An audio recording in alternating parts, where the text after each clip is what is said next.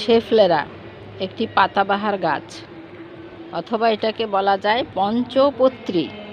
গাছটির পাতা হচ্ছে 5টি এবং পাতাগুলো একসাথে একযোগেই একভাবে বেড়ে ওঠে। এটা মাঝারি পাতা, এগুলো ম্যাচিউর পাতা, আর এটা একেবারেই কচি পাতা, সুন্দর কচি পাতা। এই গাছটি অনেক লম্বা হয়।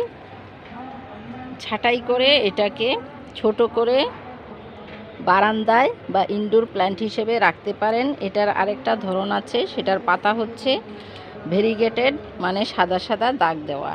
এই গাছটি অনেক লম্বা হয়ে গিয়েছে, অনেকগুলো ডাল হয়েছে, ঝুলে পড়েছে। এই গাছটি অনেক বড় ছিল, পরে কেটে নিয়েছিলাম, আবার বড় হয়ে গিয়েছে। এটাকে আবার ছাঁটাই করে ছোট করে নিতে হবে, তবে ম্যাচিউর হলে এটাতে ফুল ফুটে।